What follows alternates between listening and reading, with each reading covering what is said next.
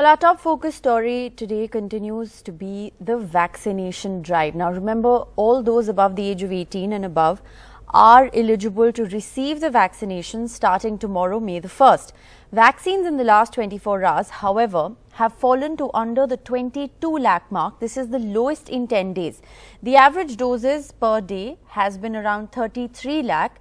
And in the last 24 hours, it has fallen below 22 lakhs. Now, significantly lower than what it was at the starting of the month after vaccinations were opened to all those above the age of 45. There are many states. Now, why is this happening? There are many states that say that they will not be able to launch the vaccination drive for 18 and above starting from the 1st of May as vaccine stocks are running in short supply.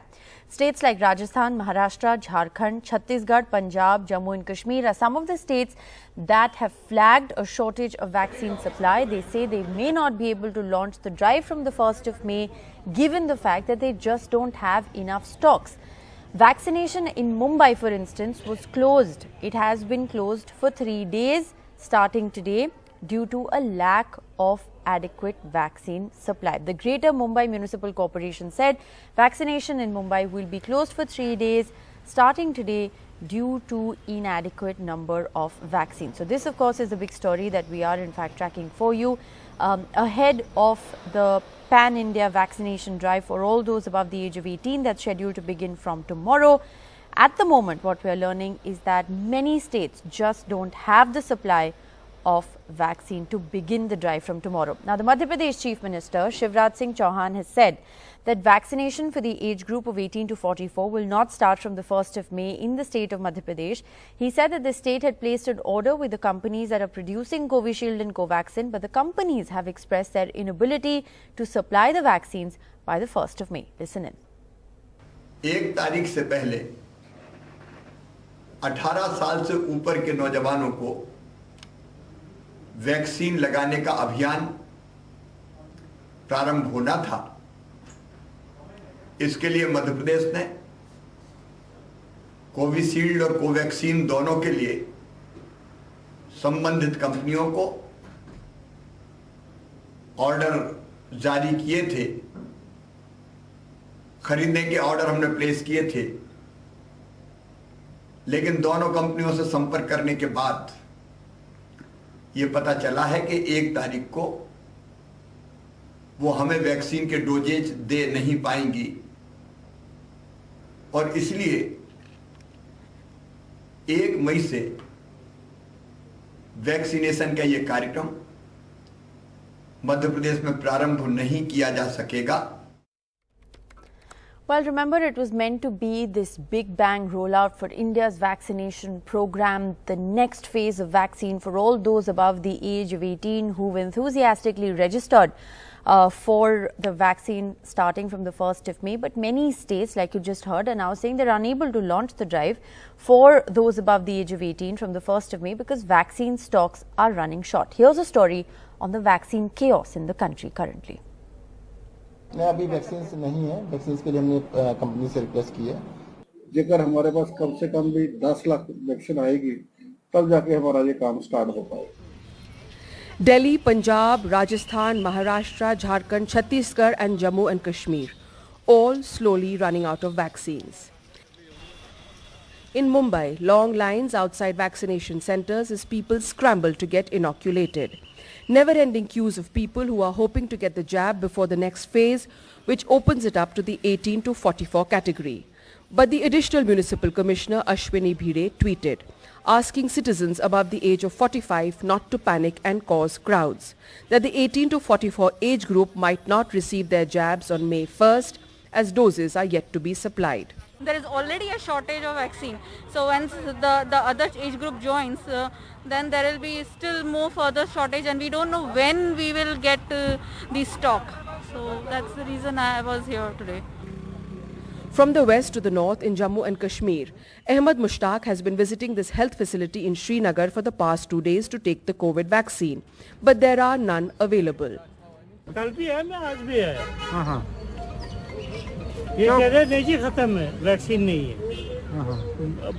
पीछे से नहीं आ रहा है vaccine 100 dose थे हमारे पास खत्म हो गई अभी भी लोग वेट कर रहे हैं, तो वैक्सीन नहीं है हमारे पास। अभी वाला जहाँ तक कुछ नहीं पता है, वो बोल रहे अभी 4-5 दिन वेट करना पड़ेगा। On an average, the J&K Union Territory is receiving 50,000 doses from the centre, but the demand has been much higher. So far, only 21 lakh people have been vaccinated in Jammu and Kashmir. In Rajasthan, up to 5 to 7 lakh people can be vaccinated per day. But right now, vaccine stocks are zero. हमारे state के जो storage है उसमें zero vaccine रह गई है।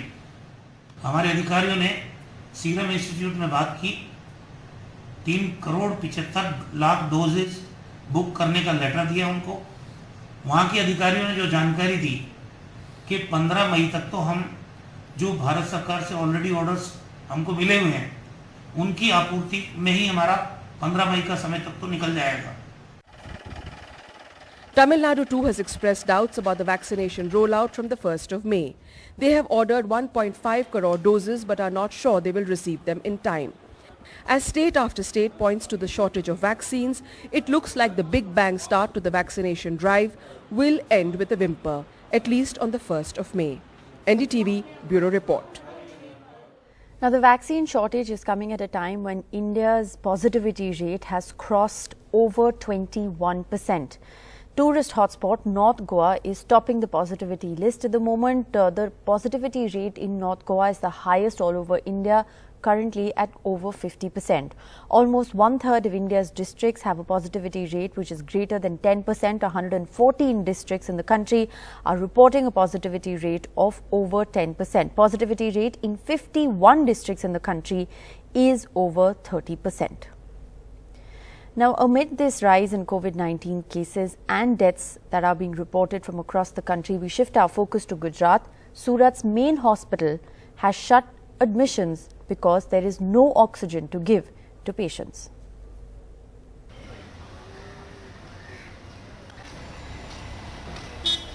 Harish Chand Tiwari drove 50 km from Surat into Surat Civil Hospital with his mother attached to an oxygen cylinder.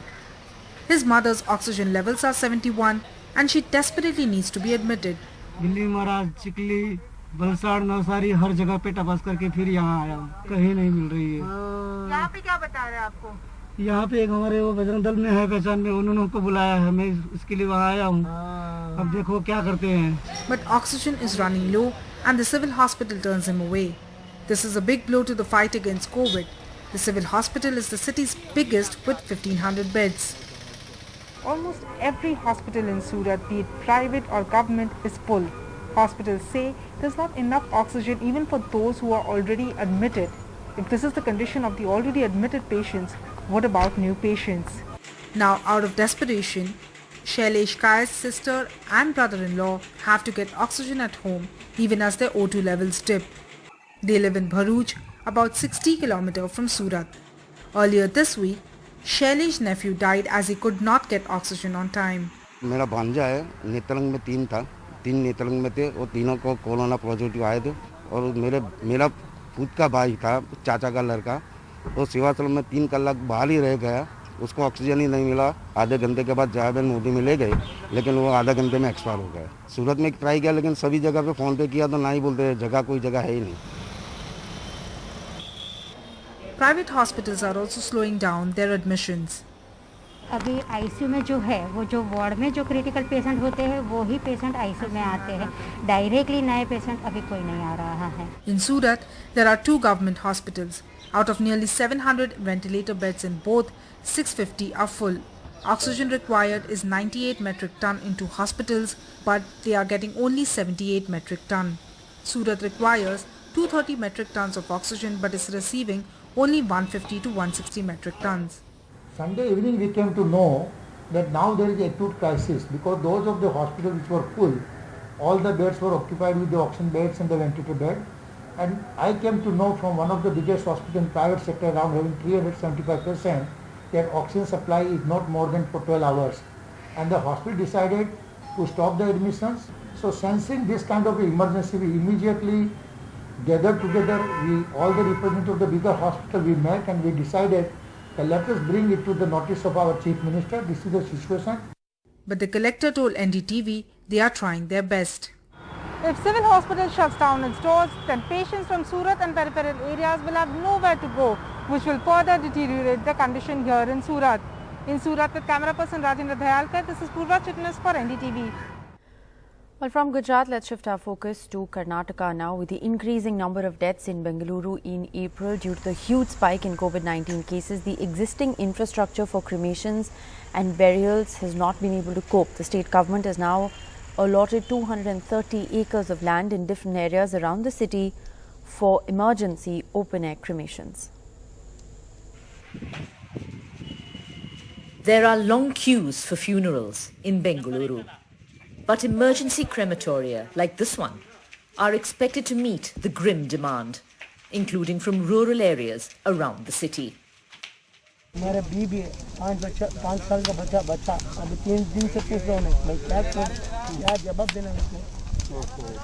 Almost 1/4 of the over 6,000 deaths in Bengaluru due to COVID-19 have happened in April alone. Today, last day, 40 bodies we open burning happens. Today it will be go to more than 80. Tomorrow it will be more than 100. So whatever the queue is in the centers, crematoriums, I think another 2 days everything will be clear. The case fatality rate in Karnataka is lower than the national average, at less than 1%. But the huge numbers involved, with record single-day highs in cases, still means that there are thousands of bereaved and grieving families across the state. The only difference from the first wave to this wave, clinically what I can say, some poor, middle-aged or younger people also, they are succumbing in this second wave, and their saturation suddenly drops within a day or two. The high caseload means the IT city's health facilities are stretched to bursting point. The ongoing 14-day shutdown will hopefully lower those numbers and allow more people to access the life-saving treatment that they need. With DM Kumar, Maya Sharma in Bengaluru for NDTV. All right. Well, with the COVID-19 caseload that has surged to almost 1.83 crore COVID-19 cases in the country, Health Minister Dr. Harshvardhan insists that there is an adequate supply of oxygen that is now being made available from many sources. हमने कहा ना कि oxygen पर्याप्त मात्रा के अंदर पहले भी थी और अब तो और ज्यादा उसको स्ट्रेंथन कर दिया गया। अब तो इतने प्रकार के सोर्सेज से ऑक्सीजन को देश में उपलब्ध कराया गया है। किसी भी प्रकार के पैनिक रिएक्शन में हम अस्पतालों की तरफ खाली दौड़े, उसकी भी आवश्यकता नहीं है। जिसको ऑक्सीजन की आवश्यकता है उसको ऑक्सीजन मिलना चाहिए, लेकिन जिसको ऑक्सीजन की मान लीजिए जरूरत नहीं है, सिर्फ उसको जानकारी के अभाव में वो इसी टेंशन में रहे कि मुझे ऑक्सीजन शायद नहीं मिल पा रही है और इसलिए मेरे को कुछ हो जाएगा, ये भी उचित स्थिति नहीं है। Now, the Delhi High Court has asked the centre to either justify or make amends to the oxygen allocation rationale for Delhi. We're getting calls for oxygen beds and even hospitals. I'm sure you must be getting calls too. This is what the Delhi High Court told the centre. Some states have been allocated more than their demand. This is a claim that's been made by the Delhi government, to which the centre has responded saying if there is any extra allocation to Madhya Pradesh, it is because of the surge in cases in 2 of their districts. The Madras High Court on Thursday pulled up the centre too, saying, why are we acting only now in April, even though we had 1 full year? There is a need to act on the expert advice and knock ad hocism. This is what the Madras High Court Chief Justice said. The Bombay High Court on BJP Lok Sabha MP Sujay Patil allegedly procuring remdesivir from New Delhi and unofficially distributing it has said that this cannot be a Robin Hood situation. Now, as the COVID-19 pandemic rages in India, Prime Minister Modi's Council of Ministers will be meeting this morning. This is for the first time that the Council of Ministers is meeting since the second wave of COVID-19. Sunil joins us for the very latest. Sunil, what more can you tell us?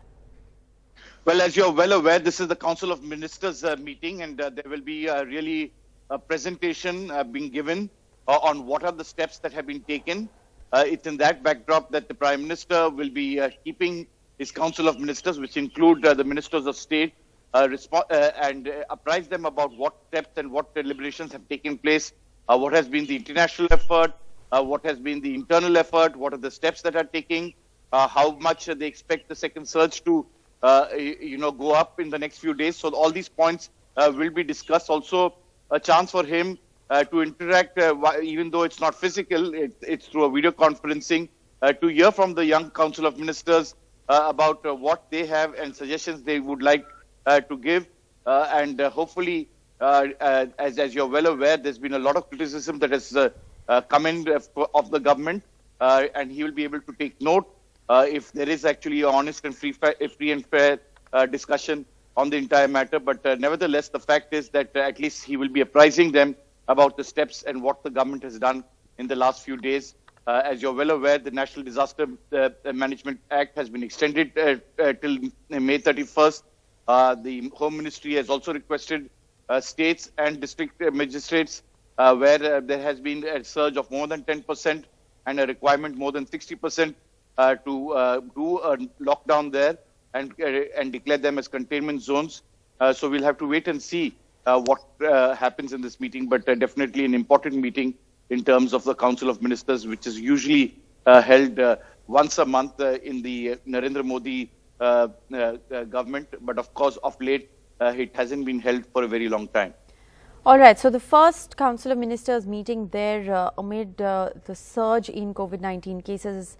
We will keep a close watch on those developments. Appreciate you, Sunil, for joining us with the very latest. Short break here. We'll be back with more news on the other side. Stay with us.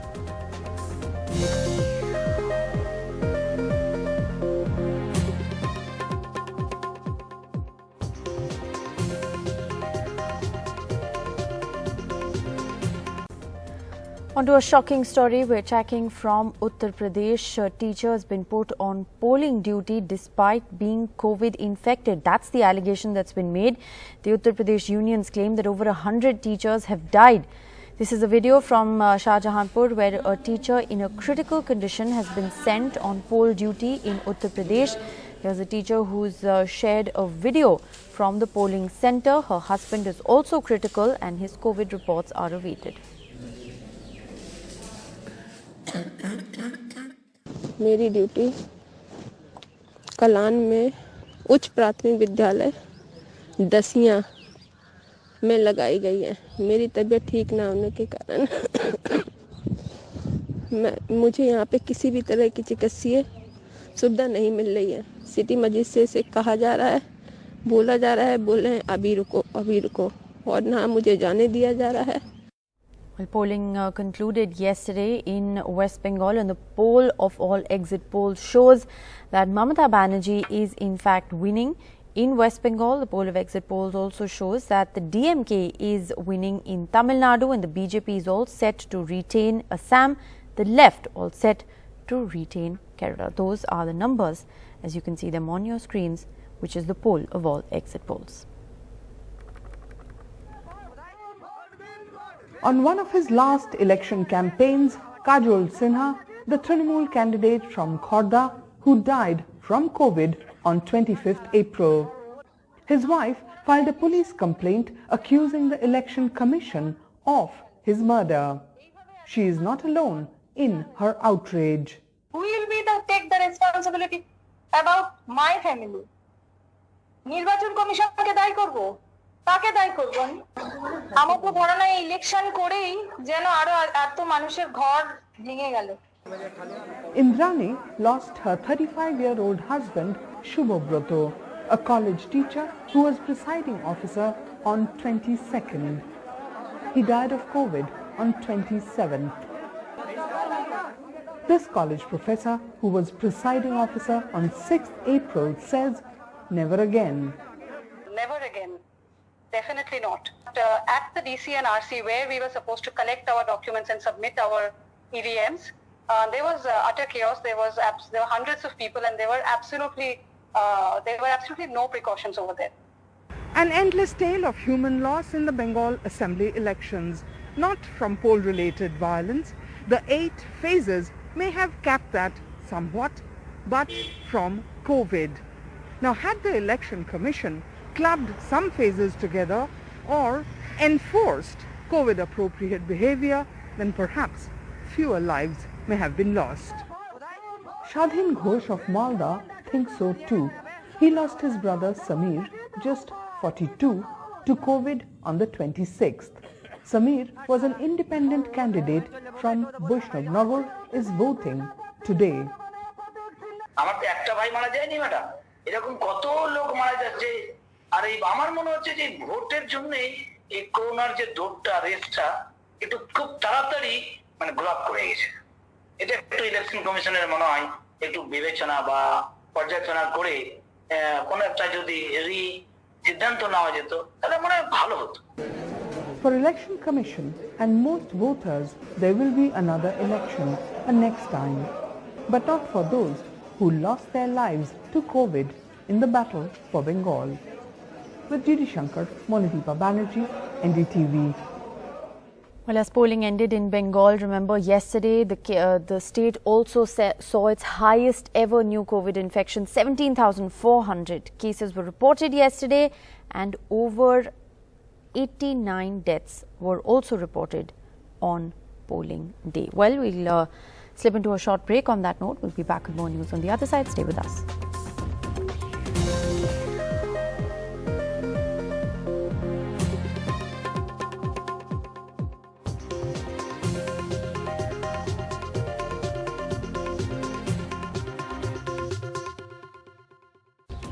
Welcome back. It was meant to be a big bang rollout for India's vaccination program, with all those above the age of 18 eligible to get the vaccine from tomorrow.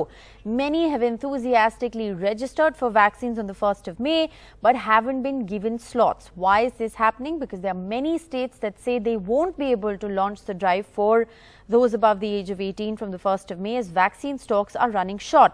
Rajasthan, Maharashtra, Jharkhand, Chhattisgarh, Punjab, Jammu and Kashmir are some of the states that say they won't be able to launch the drive from the 1st of May. अभी vaccine नहीं है, vaccine के लिए हमने company से request की है। जेकर हमारे पास कम से कम भी 10 लाख वैक्सीन आएगी तब जाके हमारा ये काम स्टार्ट हो पाएगा। Delhi, Punjab, Rajasthan, Maharashtra, Jharkhand, Chhattisgarh and Jammu and Kashmir, all slowly running out of vaccines. In Mumbai, long lines outside vaccination centres as people scramble to get inoculated. Never-ending queues of people who are hoping to get the jab before the next phase, which opens it up to the 18 to 44 category. But the additional municipal commissioner Ashwini Bhide tweeted, asking citizens above the age of 45 not to panic and cause crowds, that the 18 to 44 age group might not receive their jabs on May 1st as doses are yet to be supplied. There is already a shortage of vaccine. So once the other age group joins, then there will be still more further shortage, and we don't know when we will get the stock. So that's the reason I was here today. From the west to the north in Jammu and Kashmir, Ahmad Mushtaq has been visiting this health facility in Srinagar for the past 2 days to take the COVID vaccine. But there are none available. कल भी है, मैं आज भी है। हाँ।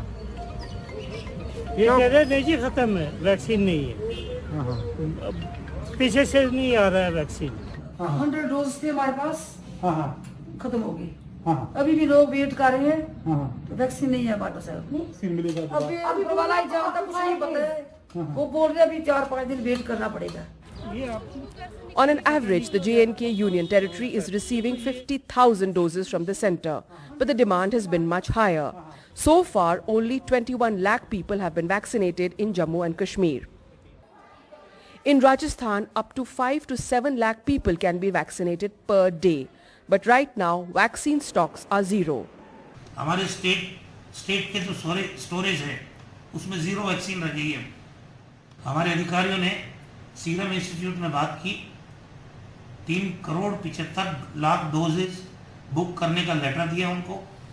वहाँ के अधिकारियों ने जो जानकारी दी कि 15 मई तक तो हम जो भारत सरकार से ऑलरेडी ऑर्डर्स हमको मिले हुए हैं उनकी आपूर्ति में ही हमारा 15 मई का समय तक तो निकल जाएगा। Tamil Nadu too has expressed doubts about the vaccination rollout from the 1st of May. They have ordered 1.5 crore doses but are not sure they will receive them in time. As state after state points to the shortage of vaccines, it looks like the Big Bang start to the vaccination drive will end with a whimper, at least on the 1st of May. NDTV Bureau Report. Well, let's now shift our focus to Gurugram. It is called the Millennium City, but hospitals and patients are gasping for oxygen. Crematoriums are running full. As cases surge, citizens ask, why was the government underprepared? Why are patients' families being made to fight a battle without weapons? We're fighting a war without any weapons. The government wants to kill people. This is atrocious. My dad was recovering perfectly fine. It was just a couple of days. He would have been fine. Just the lack of oxygen might kill him. So how? We're doing everything. We're buying fucking injections for 40,000, 50,000 bucks. Day in, day out, we're just, begging people for help. The government is not doing anything. This is the least that we should be prepared for in the last year. If this would have happened last year, it was still, that we were caught unprepared. Last year, there is no preparation. The government wants people to die on the streets without any oxygen. 33-year-old Siddhant and his 30-year-old sister Srishti Chadda pleading for oxygen today for their 67-year-old father who is on a ventilator in Gurugram's Mayom hospital.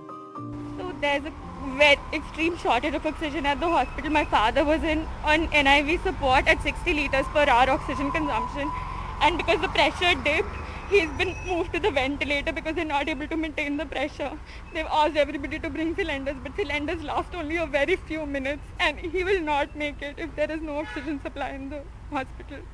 We've asked everybody, we've raised it to everybody, whoever can reach with cylinders, please come here. We have 19 patients in the ICU and they are on a high flow oxygen supply. 6 of them are on ventilators who are in dire need of oxygen. We have 75 patients in the hospital in the COVID facility which has been designated by the Gurugram administration. We just, we were having only a 15 minutes of supply backup where we requested all the attendants of the patients who are admitted in the hospital. Some of them are carrying some backup cylinders in their cars, so they have provided us some cylinders. So we have another 45 minutes of supply which is remaining with us, but 45 minutes of time is too less for the bigger oxygen cylinders to reach to the hospital. So, and we have intimated the nodal officer for the oxygen, Mr. Amandeep Chauhan. We have intimated the Gurugram administration helpline number, which is 1950, regarding the oxygen crisis. And in this current situation, it is very difficult for us to continue with the admission. So we have stopped the new admissions for the patients until and unless they are having an oxygen cylinder or an oxygen concentrator backup with them. Mayom Hospital managed through the day on cylinders refilled by staff members or relatives of patients. But SOS calls like these have become an everyday occurrence in Gurugram. We have 10 patients on mechanical ventilator, around 12 patients are on BiPAP. We have 22 patients who are on high flow oxygen. We are highly dependent on oxygen for these patients. Their life is in danger without oxygen. And the supply of oxygen has been very erratic to our group of hospitals. There has been no permanent solution as such which has been given to us, but we have been told that we will be given oxygen time to time. But we are having to struggle a lot for oxygen. Gurugram administration has now formed a 5-member committee to assess the demand of medical oxygen and manage its transportation and distribution. This team will ensure that a buffer stock of 10 metric tons is always available with the administration and can be distributed in case of emergencies.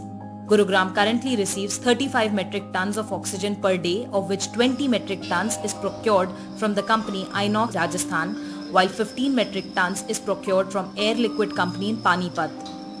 While oxygen from Bhiwadi will be transported to Gurugram daily in the company's tankers and distributed to hospitals that have their own oxygen tanks, the liquid oxygen from Panipat will be transported by tankers arranged by the administration and will be brought to 3 gas refilling stations in Gurugram. From these stations, oxygen will be distributed via cylinders to hospitals that do not have oxygen tanks. These stations will also have the facility of personal distribution of oxygen. Crematoriums, on the other hand, are running out of space. At the Rambagh crematorium in Madanpuri, there are long queues of ambulances, even open trucks carrying dead bodies. There is space for cremation of 30 bodies in a day, but is receiving far more. तो यहाँ सब number लगा के लकड़ी वगैरह खरीदने के लिए सब के लिए लाइन लगा के गए. अब जो यहाँ क्यू है, हमारा नंबर आएगा, टर्न आएगा तो हम जाएंगे. 2.5 घंटे से आप लोग इंतजार. 2 घंटे लगते हैं. 2 घंटा हो गया. Even the adjacent parking lot is now being used for cremations overnight. Official figures cite only 7 deaths on Monday and 10 on Tuesday, but there were 90 cremations here on Monday and 60 on Tuesday. Officials refused to come on camera but claimed that the discrepancy is due to the high number of patients from Delhi and Ghaziabad who are also coming here for cremation. Gurugram is recording over 3,500 cases on a daily basis, and there are 29,682 active COVID patients. The positivity rate is 32%, and there have been 446 deaths till date. Gurugram, the Millennium City, is known for how high its skyscrapers are. But today it's the queues in its crematoriums that are making headlines, and it is a struggle to get dignity even in death. In Gurugram with camera person Pooja, this is Sukirti Dwivedi for NDTV. While the national capital has been reporting its highest ever fatalities every single day. As of April the 28th, data shows, official government data shows that 368 COVID deaths were reported. But authorities claim that funerals of almost double that number were performed on the very same day. In the coming days, the death graph is expected to escalate further. Crematorium sites are overflowing with dead bodies. Authorities are now asking family members to reach crematorium grounds only when they get tokens. Civic bodies all over Delhi are struggling for space. In Dwarka alone, as per government records, there are 13 cremation grounds, of which 3 are COVID designated. India's capital recorded 368 deaths on April 28th. This is perhaps the most common sound in Delhi. In South Delhi's Lodi Road crematorium, 8 to 9 ambulances arrive every hour, on average, with COVID victims. But only 3 get cremated. The other families are given a token and asked to return. व्यवस्था सारी है madam, बस ये है कि कई मरे हुए लोग ज़्यादा हैं, जिस वजह से लोग काम नहीं कर पा रहे, जिसमें से 2 जनों की हमारे बंदों की डेथ हो गई, हमारे खुद के 2 जनों की डेथ हो गई, तो जिस वजह से लोग थोड़ा डरे हम लोग काम करने में और हिम्मत ही नहीं है. Lodi Road crematorium is one of the 18 COVID designated crematoriums in Delhi. As per Delhi government's data, there are 101 crematoriums, 57 qabristans and 5 cemeteries in Delhi. Due to rise in COVID deaths, each is stretched beyond capacity. At the Lodi Road one, there are about 75 cremations a day, twice the capacity. There are many complaints of overcharging. Ambulance की क्या दिक्कत आ रही है? नहीं, कितने मांग रहे हैं? 8,000 रुपए, 10,000 रुपए. हमारी हैसियत नहीं है, 4,000 की भी मांग रहे हैं 8,000. However, ambulance drivers say this is not correct. लकड़ी देते सब मदद करते हैं, लेकिन जो आप उड़ा दिए एम्बुलेंस वाले ज्यादा पैसे ले रहे हैं, हमारे पास बुला के ले गए, कौन सा ज्यादा पैसे दे रहा है? Right now, they are only asking the families to, take adequate precautions and not accompany their dead ones in large numbers. They shouldn't be here in the crematorium, so that this COVID, this virus can be defeated and this chain can be broken. In New Delhi, with camera person Shashikant Jha, this is Neeta Sharma reporting for NDTV. Well, thousands of people are dying of COVID-19 every day in India. The situation is so bad that at times there is no one to cremate the dead. Pritam Singh and his colleagues in Delhi are cremating those who died at home from COVID-19, and there's no one to take them to the crematorium. Here's a report by Saurabh Shukla. हम 2 लोग हैं, society वालों को बोला help करा दो, वो डर रहे हैं. हमारे को ये महसूस होता है कि यहाँ पे किसी आदमी की डेथ नहीं है, इंसानियत की डेथ हुई है. Back-breaking work, heartbreaking scenes. Pritam Singh and Devender in northwest Delhi collecting an elderly man's body for the last rites. 70-year-old A.N. Yadav died of corona last night after failing to find a bed in any hospital. हम लोग 2 दिन से परेशान हो रहे थे bed के लिए. As Preetham and Devender bring the body down, they have no help from the neighbors. Preetham and his team have so far cremated about 322 COVID patients. They don't charge the family. They even use their own ambulance. तो प्रशासन भी इसमें कुछ नहीं कर पा रहा है, तो वो जाके वो बॉडीज हम उठा के क्रिमेशन के लिए लेके आते हैं. A businessman and a photographer, Preetham and Devender from the NGO United Sikh also take bodies from Muslim families to cemeteries. This is Preetham's message. जो हमें गुरु साहब ने सिखाया, हम उसी पच्चीनों पे चलने की कोशिश कर रहे हैं कि मानस जो है अवली अल्लाह नूर पाया कुदरत के सब बंदे एक नूर ते सब जग उपजया कौन भले को मंदे. Today in this pandemic, people like Preetham, people like Devender, they are God for those who cannot cremate their own loved ones due to health issues because they cannot. For them, they are no less than a God. In New Delhi with Ashok Mahalle, Saurabh Shukla for NDTV.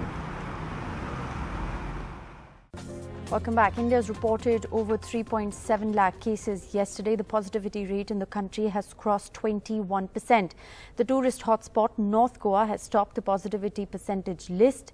It is currently reporting a positivity rate of over 50%.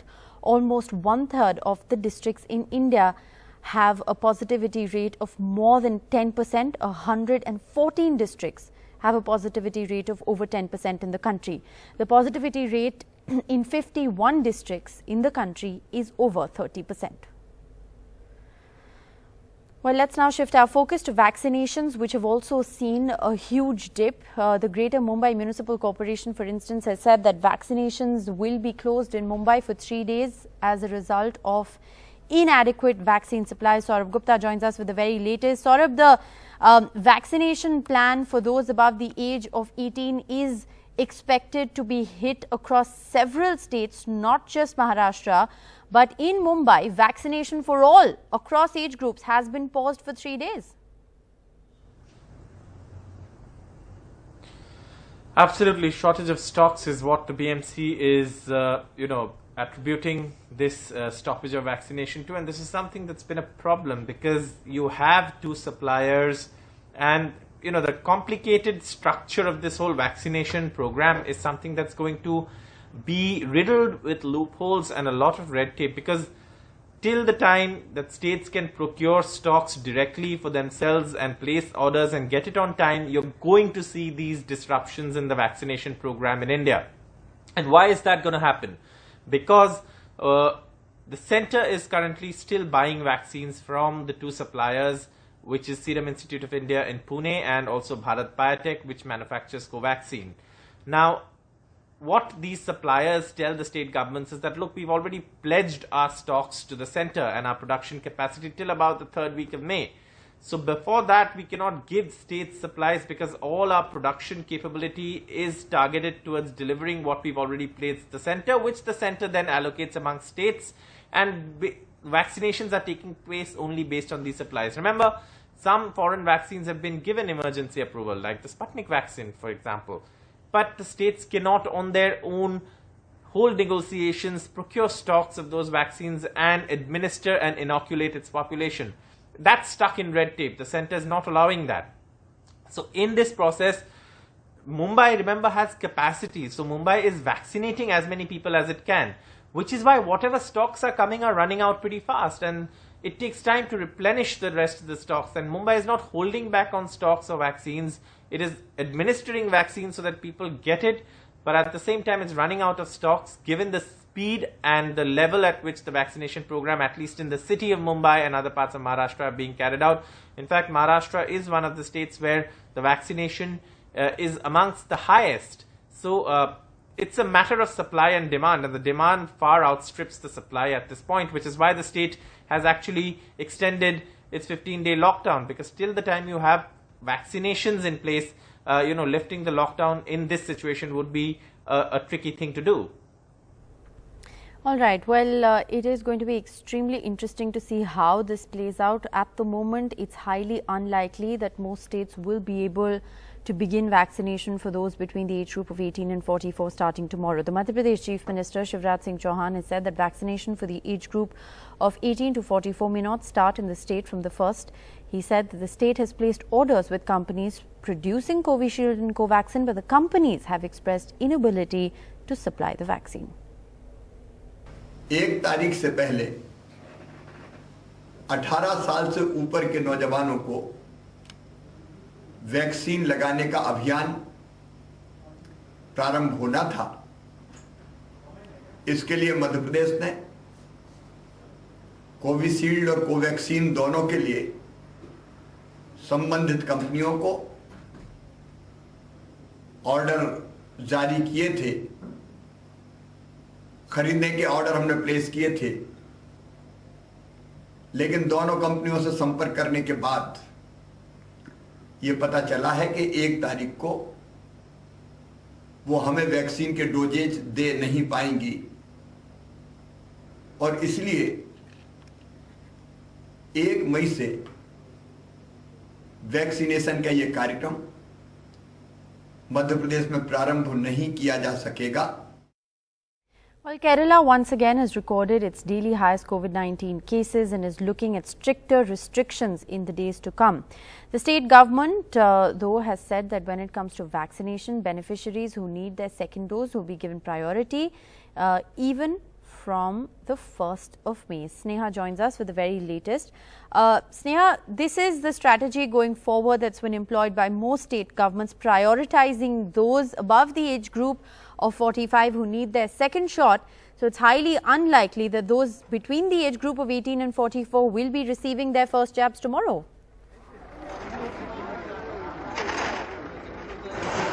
Well, that's right, Rishika. In fact, let me just take you through some of the main points. Kerala has not seen this kind of test positivity rate. We're talking about above 24% test positivity rate. Again, just yesterday, Kerala recorded its daily high with over 38,000 cases in just about 1,57,000 plus samples. Now, let me give you sights of what we are seeing on the ground. This is the Jimmy George Stadium and it's a long line. If our camera person can just pan and show, if he can raise the phone and just show the line of people who are present there. And there are 2 sites of entries here. One where you have people who can walk in for their second dosage, and the second, those who will have to register themselves for who have got messages and want their first dose. But it's a long line here already. These are difficult times when the infection is spreading. So the lack of vaccination supply on the ground being one of the major challenges. Kerala Health Minister, Kerala Chief Minister have repeatedly said that they do not have enough vaccines. Now, Kerala has vaccinated around 16% of its population. It's among the better performing states, but if you look at the last 7-day average for a couple of weeks, the daily vaccinations have only dipped. So this being one of the major challenges, and the health minister saying for next 1 month, suppliers have said they will not be able to supply in terms of the vaccine companies. But and they also are not getting enough from the centre. So a huge question on this vaccination drive.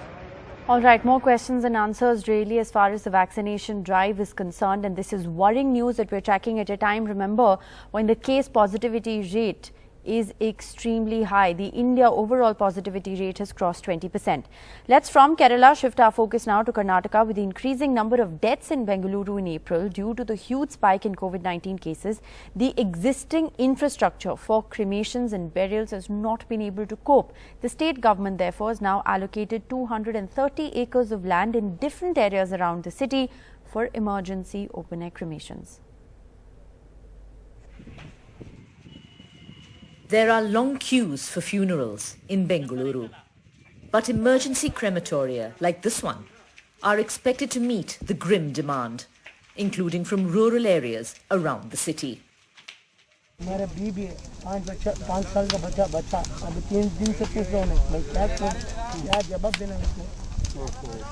Almost 1/4 of the over 6,000 deaths in Bengaluru due to Covid-19 have happened in April alone.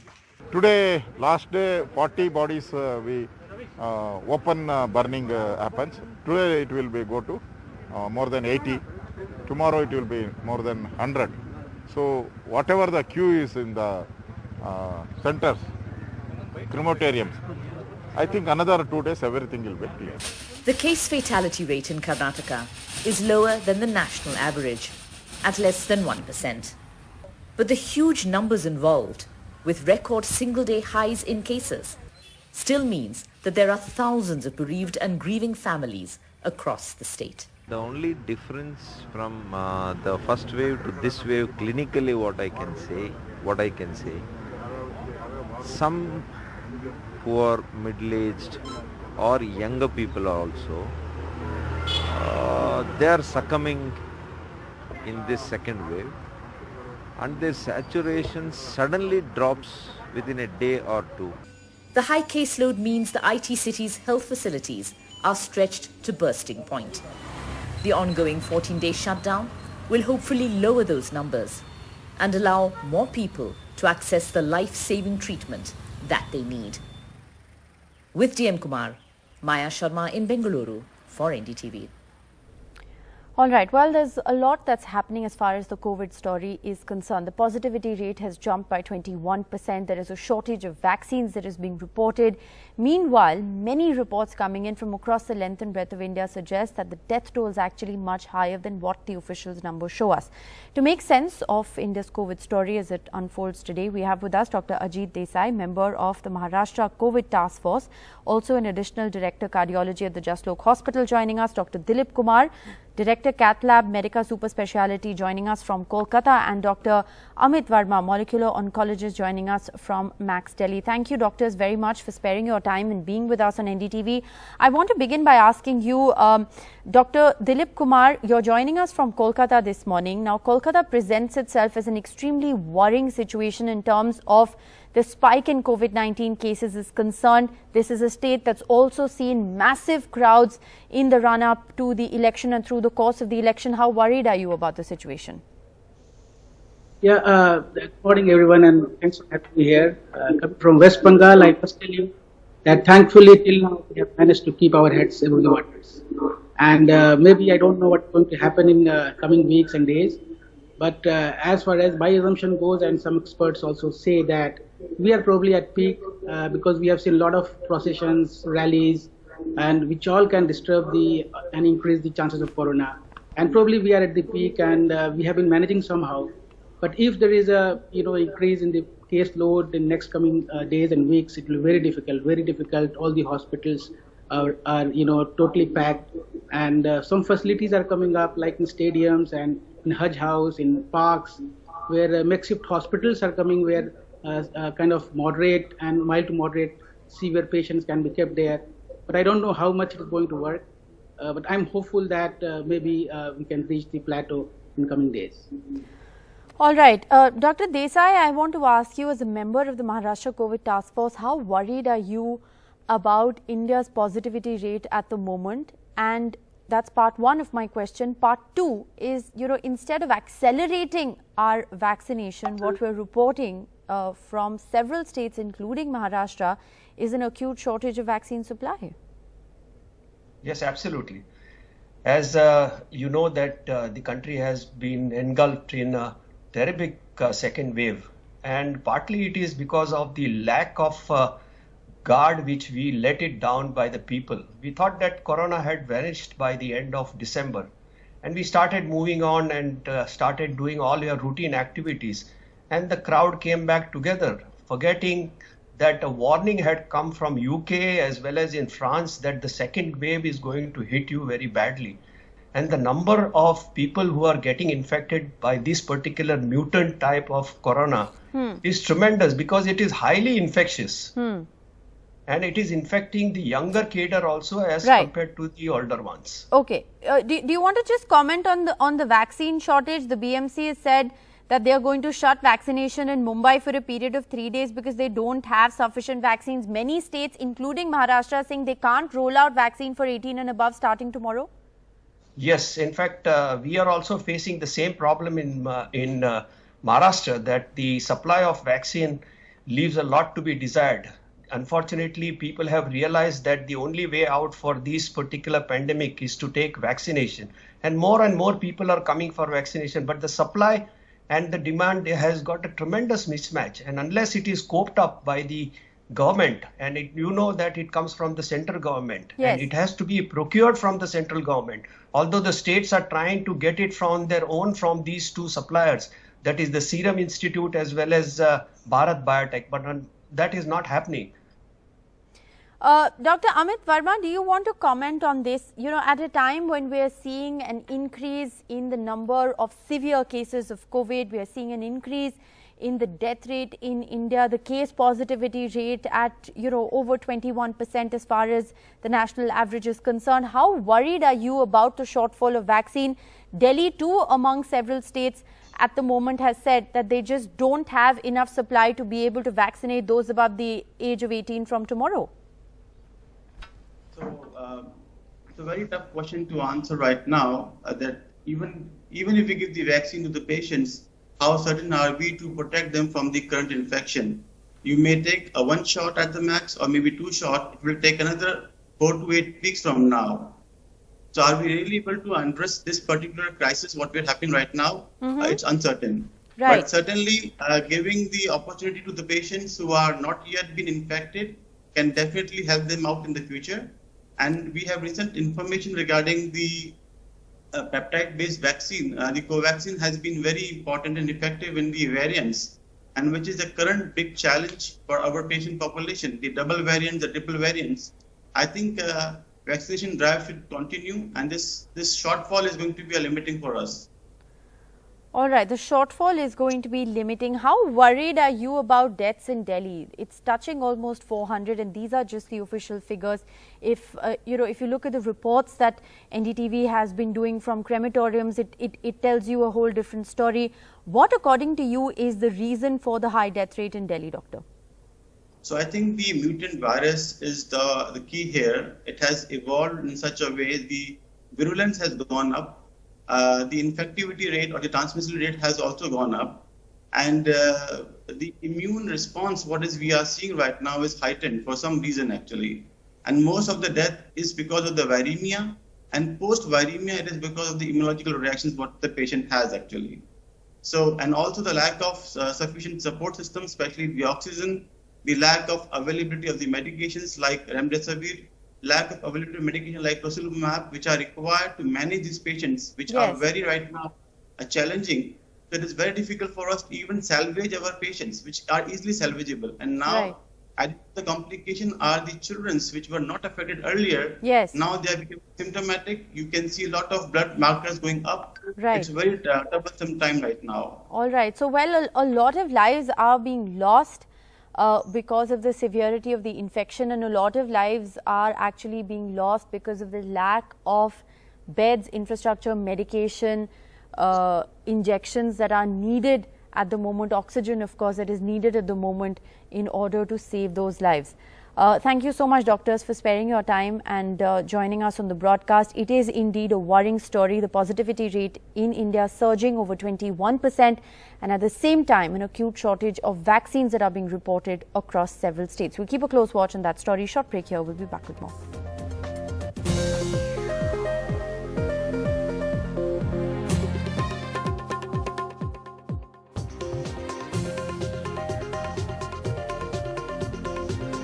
Welcome back. As the COVID-19 pandemic rages in India, Prime Minister Modi's Council of Ministers will be meeting this morning. It's for the first time that the Council of Ministers is meeting since the second wave hit. Sunil Prabhu with the details. Well, as you're well aware, this is the Council of Ministers meeting, and there will be really a presentation being given on what are the steps that have been taken. It's in that backdrop that the Prime Minister will be keeping his Council of Ministers, which include the Ministers of State, and apprise them about what steps and what deliberations have taken place, what has been the international effort, what has been the internal effort, what are the steps that are taking, how much they expect the second surge to go up in the next few days. So all these points will be discussed. Also a chance for him to interact, even though it's not physical, it's through a video conferencing, to hear from the young Council of Ministers about what they have and suggestions they would like to give. And hopefully, as you're well aware, there's been a lot of criticism that has come in of the government, and he will be able to take note if there is actually an honest and free and fair discussion on the entire matter. But nevertheless, the fact is that at least he will be apprising them about the steps and what the government has done in the last few days. As you're well aware, the National Disaster Management Act has been extended till May 31st. The Home Ministry has also requested states and district magistrates where there has been a surge of more than 10% and a requirement more than 60% to do a lockdown there and declare them as containment zones. So we'll have to wait and see what happens in this meeting, but definitely an important meeting in terms of the Council of Ministers, which is usually held once a month in the Narendra Modi government. But of course, of late, it hasn't been held for a very long time. Well, we have tragic news coming in. Former Attorney General Soli Sorabji has died in hospital in Delhi due to COVID-19. He was admitted in hospital on Saturday. He had breathing issues and a fever. He was 91 years old and is survived by his wife and has 3 sons.